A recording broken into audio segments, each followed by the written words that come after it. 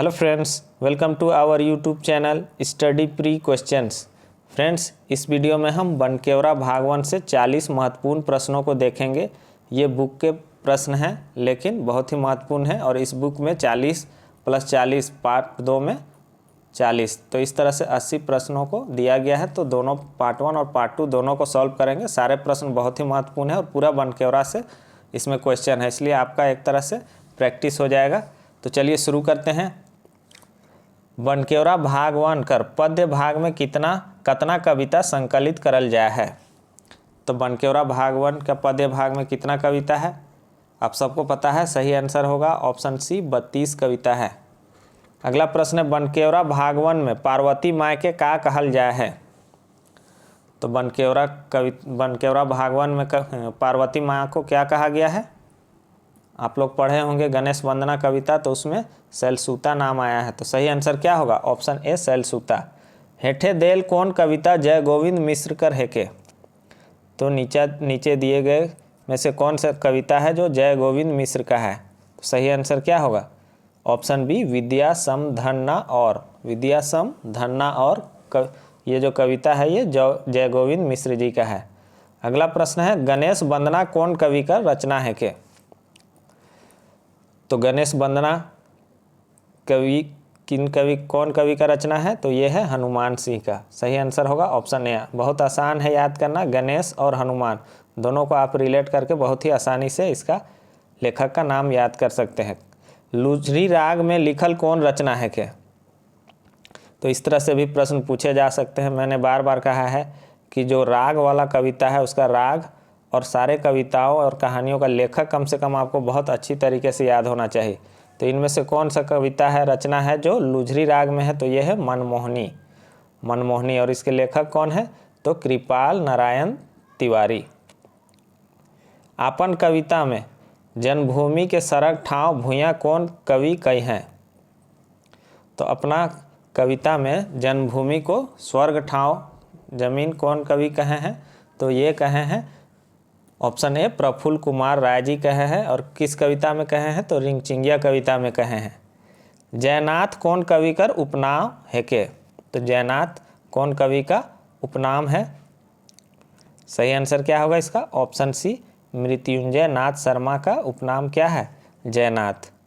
अगला प्रश्न है, परमवीर अल्बर्ट एका कौन कवि का रचना है के। तो देखिए परमवीर जो कि बहुत ही महान थे 1972 के 71-72 के युद्ध में क्या हुए थे, वो शहीद हो गए थे।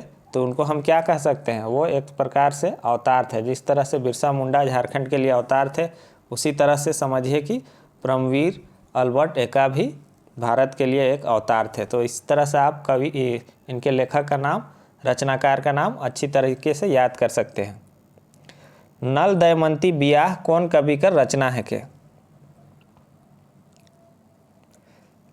सही आंसर क्या होगा ऑप्शन ए दिग्पाल राम देवधरिया। सही आंसर होगा इसका ऑप्शन ए। इसको कैसे याद करेंगे, देखिए देवधरिया से यहाँ पर आपको देवघर याद रखना है और इतना याद रखना है कि देवघर में बाबा बैद्यनाथ धाम है। तो क्या होता है वहाँ जाके जल चढ़ाने से किसी भी विवाह तरह का अगर किसी भी तरह का रुकावट आता है तो वहाँ जल चढ़ाने से उनका जो मांगते हैं वो पूरा हो जाता है। और कहा जाता है कि 1 साल के अंदर क्या हो जाता है उनका विवाह हो जाता है, ऐसा मान्यता है। तो आप इसको आसानी से याद कर सकते हैं कि विवाह है जिसमें विवाह है यानी कि विवाह है तो देवघरिया होगा। तो इस तरह से इसको पकड़ सकते हैं। बछर 1972 ईस्वी में होवल युद्ध कर चर्चा हेठे देवल में से कौन कवि कर रचना में होए है। तो 1972 ईस्वी में जो युद्ध हुआ था उसका चर्चा दिया हुआ में से कौन से कवि किए हैं। तो कौन की कवि किए हैं मैंने बताया था शिव अवतार चौधरी। सही आंसर होगा ऑप्शन सी। अगला प्रश्न है, नाना बरन कर फूल मनक वर्णन कौन कविता में होए है। नाना बरन यानी कि विभिन्न प्रकार के फूलों का वर्णन किस कविता में हुआ है। तो बसंत कविता में हुआ है। सही आंसर क्या होगा ऑप्शन ए बसंत कविता। और इस बसंत कविता के लेखक कौन है। तो नईमुद्दीन मिर्दाहा। चांद मुस्काए कौन कवि का रचना है के। तो सही आंसर क्या होगा द्वारिका नाथ शर्मा। चांद कहाँ आके मुस्काता है? आपके द्वार पे आके मुस्काता है चांद। ये लाइन आपको याद रखना है कि चांद कहाँ आके मुस्काता है, तो चांद जो है आपके द्वार पे आके मुस्कुराता है, तो द्वार से द्वारिका नाथ शर्मा याद रखना है। माय कर कोरा कर बोली और मातृभूमि कर माटी के कौन कवि आपन कौन रचना में अनमोल बताए हैं? तो माय कर कोरा और बोली और मातृभूमि कर माटी को किस कवि कौन कवि क्या किए थे अपना रचना में बताए हैं? तो सही आंसर क्या होगा इसका? अनमोल कविता में धनेंद्र प्रवाही जी बताए हैं। सही आंसर होगा ऑप्शन ए। अगला प्रश्न है, सुंदर कहानी कर कहानीकार है कै? तो सुंदर कहानी जो है कहानी है उसका कहानीकार कौन है? तीन कौड़ी साहू। कैसे याद करेंगे? ये सुंदरता है उसका कोई मोल नहीं है, तीन कौड़ी का भी भाव नहीं है। ऐसे तरह से याद रखिएगा कि जो सुंदरता है उसका कोई मोल नहीं है, इसका तीन कौड़ी मोल भी नहीं है। इस तरह से आप याद कर सकते हैं। आदमी का कर्म का भाव मोल होता है, लेकिन उसका सुंदरता का मोल नहीं होता है, वो तीन कौड़ी का भी भाव नहीं मिलेगा उसका। हेठे देवल में से कौन कहानी पंचम साहूकर है के? तो कौन सा जो कहानी है जो कि पंचम साहू का है? तो सही आंसर क्या होगा? सही आंसर होगा बंगला का सुख। बंगला का सुख कौन लेगा? साहूकार लोग ही बंगला का सुख ले सकते हैं। इस तरह से आप इसको भी याद कर सकते हैं। आह्वान कविता कर माध्यम से कवि के मन के जगुआएक चाहे ना? तो आह्वान कविता के माध्यम से कवि किन लोगों को जगवाना चाहते हैं, जगाना चाहते हैं? तो सही आंसर क्या होगा? झारखंड में रहक वाला सौभे जन के। सही आंसर होगा ऑप्शन ए, झारखंड में रहक वाला सौभे जन के, यानी कि सभी लोगों को। कवि काली कुमार सुमन कर हेठे देल में से कौन कविता है के? तो कवि काली कुमार सुमन का नीचे दिया हुआ में से कौन कविता है? तो सही आंसर क्या होगा इसका? विकट समस्या। तो इसको कैसे याद करेंगे कि विकट समस्या है, जो समस्या है बहुत ही बड़ा समस्या है, उसका हल कौन करेगी? तो काली माता। सही आंसर होगा? सही आंसर नहीं होगा। इसको इस तरह से आप याद कर सकते हैं कि समस्या का हल माँ काली कर सकती है। विकट समस्या कविता कर माध्यम से कवि कौन समस्या ऊपरे चर्चा कर है? तो विकट समस्या कविता के माध्यम से कवि किस समस्या पर चर्चा किए हैं? तो महरंग ऊपरे। महरंग यानी कि महंगाई। तो हम टेस्ट सीरीज जो बनाए थे पहला वाला, उसमें सस्ता का उल्टा हम महरंग ऑप्शन सही दिए थे। तो बहुत कोई बोल रहे थे कि सर कैसे होगा। तो नागपुरी में महंगाई को महरंग बोला जाता है, और चूंकि नागपुरी का पेपर है इसलिए आपको महरंग को ही वहाँ पर टिक करना होगा, महंगाई को नहीं। सस्ता का उल्टा अगर महंगाई और महरंग दोनों रहेगा तो आपको महरंग को टिक करना होगा, क्योंकि महरंग नागपुरी शब्द है महंगाई। पनिहारिन कविता कर कवि मधु मंसूरी ई कविता के कौन राग में रच हैं? तो पनिहारिन कविता जो है, जो कि मधु मंसूरी हसमुख जी का रचना है, वो किस राग में है? तो वो झूमर राग में है। झूमर राग में है। सही आंसर होगा ऑप्शन सी। त्रिफला कहानी में घोषाल बाबू कर बेटी कर का नाम रहे? जो लोग पेड ग्रुप से जुड़े हैं हम उनको इस तरह का क्वेश्चन दिए थे, उस क्वेश्चन में बस हम पूछे थे। अच्छा, ये क्वेश्चन सेम टू सेम दिए थे। तो सही आंसर क्या होगा? घोषाल बाबू का बेटी का नाम था सिमी। सही आंसर होगा ऑप्शन ए। सहनी उपेंद्र पाल नहन का लिखल कौन रचना है के?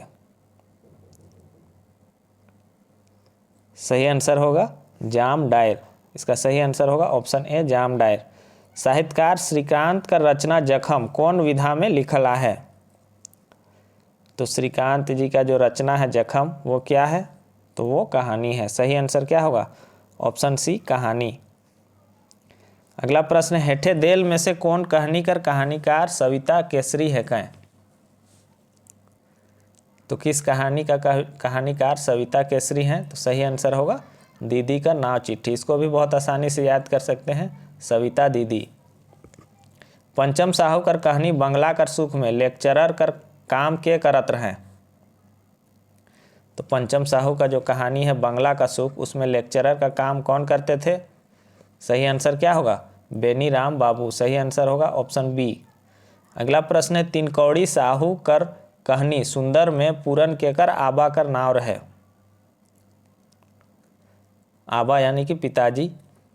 तो तीन कौड़ी साहू कहानी में सुंदर में जो कहानी सुंदर है उसमें पूरन के पिताजी का क्या नाम था। पूरन के पिताजी का नाम था, अच्छा, पूरन केकर आबा का नाम रहे, यानी कि सुंदर के पिताजी का नाम क्या था, पूरन था। सही आंसर होगा option A. Doctor Girdhari Ram Gaunjhu का रचना करम बिहान कौन विधा में आहे। जल्दी से बताइए। तो ये है नाटक। सही आंसर होगा, रचना कौन सा है, करम बिहान क्या है, तो करम बिहान एक नाटक है। बहुत से लोगों को अभी तक ये समझ में नहीं आया कि नाटक निबंध पढ़ना है कि नहीं। पता नहीं कोई बोल दिया है, फिर से हमको दोहराना पड़ रहा है, क्योंकि बार बार लोग पूछ रहे हैं कि सर नाटक निबंध पढ़ना है कि नहीं, सिर्फ गद्य एवं पद भाग पढ़ना है। तो गद्य और पद ही तो हम पढ़ने बोल रहे हैं, लेकिन गद्य के अंतर्गत ही नाटक, निबंध, संस्मरण, लेख ये सारे गद्य के अंतर्गत आते हैं। आप किसी से पूछ नहीं सकते हैं तो कम से कम गूगल में कम से कम टाइप करके देख लीजिए कि गद्य के अंतर्गत क्या क्या चीज़ें आता है। अगर वहाँ आपको दिखाता है कि हाँ गद्य का माने कहानी होता है तो आप कहानी पढ़िए, और आपको बताता है कि गद्य के माने ये चीज़ें होते हैं तो आप सारे को पढ़िए। कोई आपको बड़ा सा बोर्ड लेके डिजिटल बोर्ड में अगर कोई बोल देता है कि नहीं सर ये नहीं पढ़ना है और व्यू भी बहुत ज़्यादा आता है, तो हम क्या कर सकते हैं। आप अपने से देख लीजिए, खुद से पता कीजिए कि गद्य के माने क्या होता है और पद के माने क्या होता है। बिसाही कहानी में बिरसी के मन डाइन धरायना। बिसाही कहानी में बिरसी को कौन लोग डाइन कहते हैं, डायन कहते हैं, तो कौन लोग कहते हैं। सही आंसर होगा गवैया मन। बहुत से लोग कमेंट में उल्टा सीधा भी बोल देते हैं कि क्या बोले अभी हम। करम बिहान नाटक में सुगी का हो जाएला। तो करम बिहान जो नाटक है उसमें सुगी को क्या हो जाता है, तो सुगी बीमार पड़ जाती है। सही आंसर होगा ऑप्शन ए, बीमार हो जाएला। अमर सेनानी शेख भिखारी का रचनाकार के है कहें। तो अमर सेनानी शेख भिखारी के रचनाकार कौन है। सही आंसर होगा काली कुमार सुमन। सही आंसर होगा इसका ऑप्शन ए, काली कुमार सुमन। हमरे कर हरि काका कौन विधा में लिखल है। तो हमरे कर हरि काका ये किस में क्यों कौन से विधा में लिखा गया है, तो ये क्या है, संस्मरण है। सही आंसर होगा इसका ऑप्शन डी, संस्मरण। जो लोग पेड पीडीएफ ग्रुप से जुड़े हैं ये सारे क्वेश्चन हम उनको दे चुके हैं पहले ही।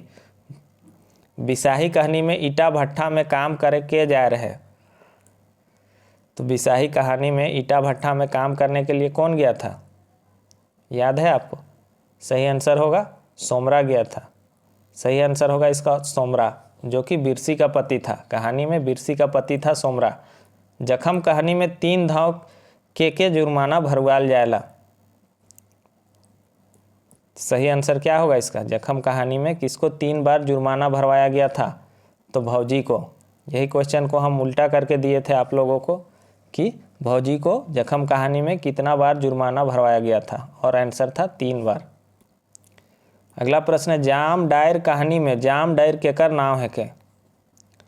तो जाम डायर जो कहानी है उसमें जाम डायर किसका नाम था, तो ये नाम था देसा का बेटा का। सही आंसर होगा इसका ऑप्शन ए, देसा कर बेटा कर। धरती है रतन कौन रचनाकार का रचना है के। तो धरती है रतन ये किस रचनाकार का रचना है, तो ये रचना है राम उचित सिंह। यहाँ पर गलत हो गया है, राम उचित सिंह, इनका नाम है राम उचित सिंह। अगला प्रश्न है, अंगनई राग में कौन गीत कर रचना करल जाए है। तो अंगनई राग में किस गीत का रचना किया गया है, कोयल। सही आंसर होगा कोयल, जिसके रचनाकार हैं मुकुंद नायक जी। कवि रणविजय नाथ सहदेव अपन कौन कविता में रणभेरी फूके कहना। तो रणविजय नाथ सहदेव जी रणभेरी फुकात है कह के कहे हैं, कौन से कविता में, यह है आह्वान कविता। सही आंसर होगा ऑप्शन सी, आह्वान। अगला प्रश्न है, कौन कवि अपन कविता सीतक बूंद में जिंदगी के एगो सीतक बूंद माइन है। तो कौन से कवि है जो अपना कविता है सीतक बूंद, जिसमें जिंदगी को एक सीत का बूंद माने हैं, तो सीतक बूंद कविता के लेखक हैं डॉक्टर भुवनेश्वर अनुज। सही आंसर होगा ऑप्शन बी। अगला प्रश्न है, हेठे देल में से कौन नीम तीता कहानीकर पात्र मन है कै? तो नीचे दिया गया में से कौन लोग नीम तीता कहानी के पात्र हैं?